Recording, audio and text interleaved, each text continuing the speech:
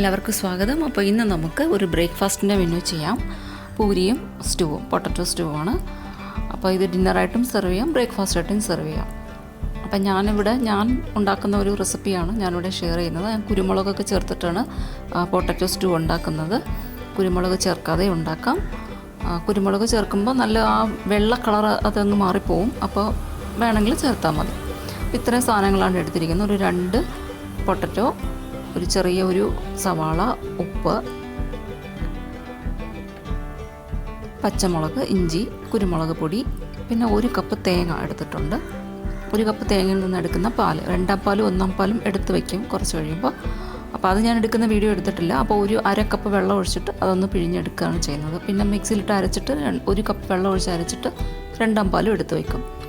അപ്പോൾ ആദ്യം നമുക്ക് ഈ ഉരുളക്കിഴങ്ങൊന്ന് വേവിക്കാം.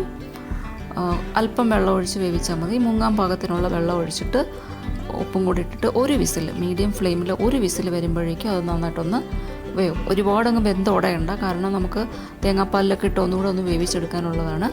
അപ്പോൾ അങ്ങനെയാണ് വേവിച്ചെടുക്കുന്നത്.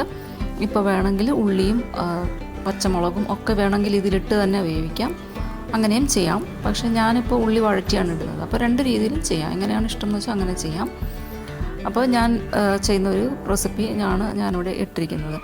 അപ്പോൾ ഇവിടെ ഇത് വെന്തെടുത്ത് വേവിച്ച് വെച്ചിട്ടുണ്ട്. ഇനി നമുക്ക് ഇത് മറ്റൊരു പാത്രത്തിലേക്ക് ട്രാൻസ്ഫർ ചെയ്തിട്ട്, ഞാൻ ഇതേ പാത്രത്തിൽ തന്നെയാണ് കറി ഉണ്ടാക്കുന്നത്, അതുകൊണ്ടാണ് അങ്ങോട്ട് മാറ്റിയത്. അപ്പോൾ ഇനി നമുക്ക് ഇതിനകത്തേക്ക് കുറച്ച് എണ്ണ ഒഴിച്ചു കൊടുക്കാം. ഞാൻ ഇവിടെ വെളിച്ചെണ്ണ തന്നെയാണ് എടുത്തിരിക്കുന്നത്. 1 ടേബിൾ സ്പൂൺ വെളിച്ചെണ്ണ എടുത്തിട്ടുണ്ട്.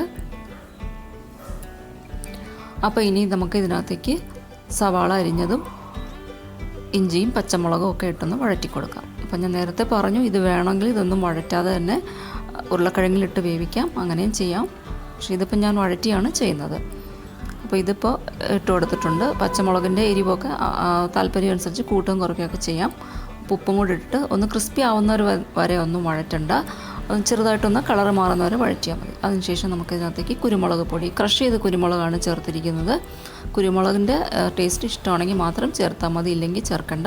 കാരണം കുരുമുളക് ചേർക്കുമ്പോൾ ഈ കറി ഒരല്പം കളറ് മാറിപ്പോവും, വെള്ള കളറങ്ങ് മാറിപ്പോവും. അപ്പോൾ അതുകൊണ്ടാണ് പറഞ്ഞത്, കുരുമുളക് വേണമെങ്കിൽ ചേർത്താൽ മതി. അപ്പോൾ ഇനി നമുക്ക് നന്നായിട്ടൊന്ന് ഉടച്ചെടുക്കാം. ഒരുപാടങ്ങ് ഉടയ്ക്കേണ്ട, എന്നാലും കുറച്ച് കഷ്ണങ്ങൾ ഉടഞ്ഞെടുക്കണം. അപ്പോൾ അതിനുവേണ്ടി ഒന്ന് ഉടച്ചു കൊടുക്കാം, എന്നാലേ ഈ കറിക്ക് നല്ലൊരു കട്ടി വരുള്ളൂ. അത് കഴിഞ്ഞ് നമുക്ക് 2 പാല് ഏകദേശം 1 കപ്പ് പാലിൽ 1 കപ്പ് വെള്ളത്തിലാണ് അരച്ചെടുത്തത്. അപ്പോൾ അത് പിഴിഞ്ഞെടുത്തിട്ടുണ്ട്. അതിലിട്ട് ഒരു 10 മിനിറ്റ് നമുക്കിതൊന്ന് വേവിച്ചെടുക്കാം. 10 മിനിറ്റെങ്കിലും ഈ തേങ്ങാപ്പാലിൽ കിടന്നിട്ട് ഇതൊന്ന് വേവണം, എന്നാലേ ആ ഉരുളക്കിഴങ്ങിൽ എല്ലാത്തിൻ്റെ ഫ്ലേവർ ഇറങ്ങി വരുള്ളൂ. അപ്പോൾ അത് 10 മിനിറ്റ് ആയിട്ടുണ്ട്. ഇനി നമുക്ക് 1 പാല് ചേർത്ത് കൊടുക്കാം. 1 പാല് ചേർത്ത് കഴിഞ്ഞാൽ പിന്നെ തിളപ്പിക്കേണ്ട ആവശ്യമില്ല. ഇതിപ്പം ലൂസായിട്ട് കാണുന്നെങ്കിലും ഒരല്പം ഒന്ന് തണുത്ത് കഴിയുമ്പോഴേക്കും ഇതൊന്നും കട്ടിയായി വരും. അപ്പോൾ ഇത് നമ്മൾ ഇതിൻ്റെ കൂടെയാണ് സെർവ് ചെയ്യുന്നത്. നമുക്ക് അപ്പത്തിൻ്റെ കൂടെയോ ദോശയുടെ കൂടെയോ ഒക്കെ സെർവ് ചെയ്യാം. അപ്പോൾ പൊട്ടറ്റോ സ്റ്റൂ ഇഷ്ടമുള്ളവർക്ക് ഇത് അറിയാം, ഇതിൻ്റെ ടേസ്റ്റ് എല്ലാത്തിൻ്റെ കൂടെയും ചേരും.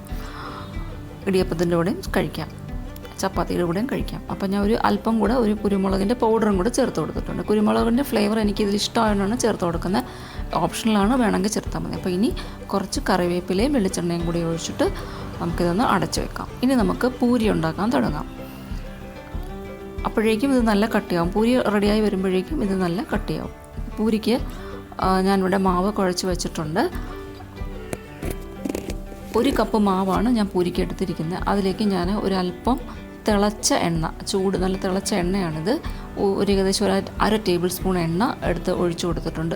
ഇതിങ്ങനെ ചെയ്ത് കഴിഞ്ഞാൽ പൂരി കുറച്ച് നല്ലതായിട്ടൊന്ന് പൊങ്ങി വരും. അതിന് വേണ്ടിയിട്ടാണ് ഇങ്ങനെ നല്ല ചൂട് എണ്ണ ചേർത്ത് കൊടുക്കുന്നത്.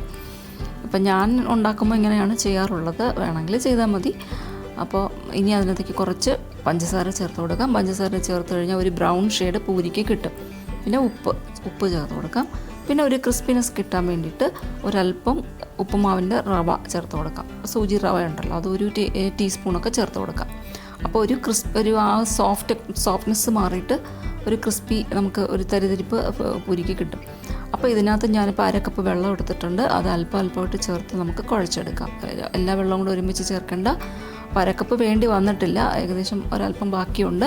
അപ്പോൾ കുറച്ചിട്ട് വെള്ളം ചേർത്ത് കയ്യിലൊട്ടാത്ത പരുവാകുമ്പോഴേക്കും നമുക്കിത് റെഡിയാക്കി എടുക്കാം. അപ്പോൾ ഇനി നന്നായിട്ടൊന്ന് ഇടിച്ചിടിച്ച് കുഴക്കണം, എന്നാലേ പൂരി നല്ലതായിട്ടൊന്ന് ഫ്ലഫി ആയിട്ട് വരുള്ളൂ. അപ്പോൾ അതിനുവേണ്ടി ഇങ്ങനെ നല്ലതായിട്ടൊന്ന് കുഴച്ച് വയ്ക്കുക.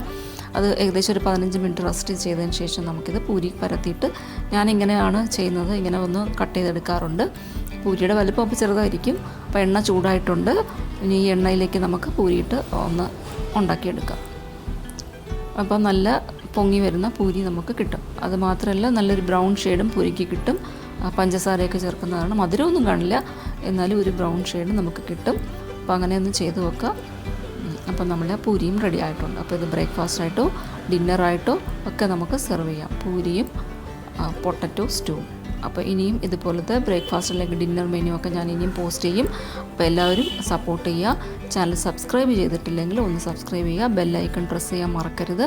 എന്നാലേ ഇനി ഇടുന്ന വീഡിയോസൊക്കെ നോട്ടിഫിക്കേഷൻ വരുള്ളൂ. അപ്പോൾ നമുക്കിനി മറ്റൊരു വീഡിയോയിൽ കാണാം. താങ്ക് യു ഫോർ വാച്ചിങ് ജെറാനാസ് കിച്ചൺ. Bye by.